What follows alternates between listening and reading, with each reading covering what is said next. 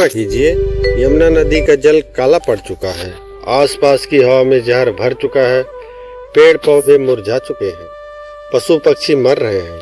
और इस जल के मध्य में है एक विशाल भयानक 6 फन वाला नाग, जो हजारों वर्षों से अपने अंदर एक गहरा रहस्य समेटे बैठा है।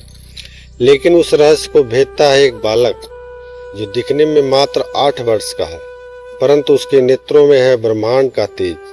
वह कूदता है यमुना में, और फिर आरंभ होती है वह कथा, जो केवल युद्ध की नहीं बल्कि चेतना की क्रांति भी है। आज हम आपको सुनाने जा रहे हैं कालिया नाग की और रहस्यमयी गाथा, जिसके बारे में आपने कुछ सुना होगा, पर जो गूढ़ सच्चाई है वो अब तक पर्दे में छिपी रही है। वृंदावन की छांव और कालिया का कहर।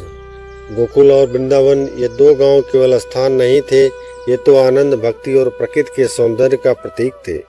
यहाँ गायें स्वतंत्र घूमती थी, बालक किलकारियां मारते थे, और यमुना का नीला जल मानो स्वयं विष्णु जी की छवि है। पर एक दिन ये सौंदर्य भयावहता में बदल गया। यमुना के जल में अचानक कालिमा फैल गई। जो नदी पहले जीवन देती थी, अब मृत्यु का स्रोत बन चुकी थी। कोई नहीं जानता था ये हुआ कैसे, पर जल्द ही गांव वालों को पता चला ये सब हो रहा है कालिया नाग के कारण। कालिया एक ऐसा नाग जिसने यमुना नदी को अपना बास बना लिया, और उसका विष इतना भयानक था कि पूरे क्षेत्र का जीवन संकट में पड़ गया। कौन था कालिया नाग? कालिया कोई साधारण नाग नहीं था। वह नागलोक से निष्कासित किया गया एक अत्यंत शक्तिशाली नाग था। पौराणिक मान्यता के अनुसार कालिया मूलतः रमणक द्वीप, आज के फिजी, साउथ पैसिफिक क्षेत्र माना जाता है, में रहता था। वहाँ के नागराज गरुड़ से संधि कर चुके थे एक विशेष मंत्र रक्षित क्षेत्र में रहने की, लेकिन कालिया ने उस नियम को तोड़ा। गरुड़ के क्रोध से बचने के लिए वह गोकुल की ओर भाग आया और यमुना के नदी में छिप गया। उसे लगा यह एक सुरक्षित स्थान है, लेकिन वह भूल गया कि वृंदावन की धरती पर स्वयं नारायण ने जन्म लिया है। कृष्ण और खेल का आरंभ। श्री कृष्ण बाल रूप में ग्वाल बालों के साथ प्रद्युम्न यमुना के तट पर आते थे। एक दिन जब वे खेल में लीन थे, तब उनकी दृष्टि यमुना के उस अंश पर गई जो अब पूरी तरह विषैला हो चुका था। ग्वाल बाल डरे, कन्हैया वहां मत जाना, वहां एक भयानक नाग रहता है। पर कन्हैया मुस्कुराए, जिनके साथ धर्म है उसे किसी से डरने की आवश्यकता नहीं होती। और यह कहकर वह कूद पड़े उस विषैली नदी में। कालिया और कृष्ण का महासंग्राम। जैसे ही कृष्ण जल में उतरे, कालिया नाग ने अपनी कुटिल दृष्टि से बालक को देखा। उसे लगा यह तो मात्र एक बालक है, पर जैसे ही वह उसे जकड़ने लगा, एक अद्भुत ऊर्जा से उसका सारा शरीर जलने लगा। कृष्ण ने उसके फनों पर चढ़कर नृत्य करना आरंभ किया। हर प्रकार वे केवल शारीरिक नहीं बल्कि आध्यात्मिक चेतना का वार कर रहे थे। यमुना का जल उछलने लगा। वृंदावन के लोग नदी के किनारे आ खड़े हुए। यशोदा, नंद बाबा सभी भयभीत थे। पर तभी उन्होंने देखा कृष्ण कालिया के सिर पर नृत्य कर रहे हैं, जैसे शिव ने तांडव किया हो। कालिया का पश्चाताप। कृष्ण के नृत्य से कालिया थक गया। उसके 6 फन अब नीचे झुक चुके थे और वह अब युद्ध नहीं कर सकता था। तब कालिया की पत्नियां नाग कन्याएं जल से बाहर आई। उन्होंने कृष्ण से विनती की, हे प्रभु, इसे क्षमा कर दीजिए, यह अज्ञान बस यहाँ आया था।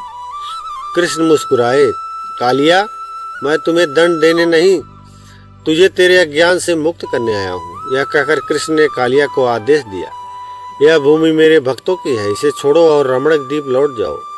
गरुड़ तुझ पर क्रोधित नहीं होंगे यदि तू अब अहंकार त्याग दे। गरुड़ और कालिया की शांति। कृष्ण के कहे अनुसार कालिया यमुना छोड़कर रमणक द्वीप चला गया। कहते हैं जब गरुड़ ने देखा कि कालिया के फनों पर अब कृष्ण के चरण चिन्ह है, तो उन्होंने उसे क्षमा कर दिया। यह केवल एक विजयी कथा नहीं है, बल्कि एक अहंकार से मुक्ति की कथा भी है। गूढ़ रहस्य। क्या कालिया केवल एक नाग था? अब आता है इस कथा का सबसे गूढ़ पक्ष। क्या कालिया सच में केवल एक नाग था, या यह प्रतीक था? वेदों और योग शास्त्रों में नाग को एक ऊर्जा का प्रतीक माना गया है, विशेष रूप से कुंडलिनी शक्ति का। जो व्यक्ति अपने जीवन में विष, द्वेष, मोह, क्रोध जैसे दोषों में डूबा रहता है, वह कालिया की तरह जहर फैलाता है। कृष्ण जब कालिया के ऊपर नृत्य करते हैं, वह केवल युद्ध नहीं है, वह मानव के भीतर की नकारात्मक ऊर्जा को जीतने का प्रतीक है। यमुना का रहस्य और शक्ति। यमुना केवल एक नदी नहीं, वह शक्ति की प्रतीक है। यमुना कृष्ण की बहन है, मृत्यु और पुनर्जन्म की राह की अधिष्ठात्री। जब कालिया उसमें विष घोलता है, वह प्राकृतिक व्यवस्था को बिगाड़ने का संकेत है, और जब कृष्ण उसे शुद्ध करते हैं, वह मानव चेतना की वापसी का संकेत है। वैज्ञानिक दृष्टिकोण से कुछ विद्वान इस कथा को ज्वालामुखी या गैस की रिसाव की घटनाओं से जोड़ते हैं। उनका कहना है कि वृंदावन के क्षेत्र में कभी सल्फर या अन्य विषैली गैसें जमीन के स्रोतों में घुल गई थी। इस कारण वहां के जल का रंग और प्रभाव जहरीला हो गया। कालिया नाग वास्तव में कोई असली जीव न होकर उस विषाक्तता का रूपक हो सकता है जिसे कृष्ण ने दूर किया।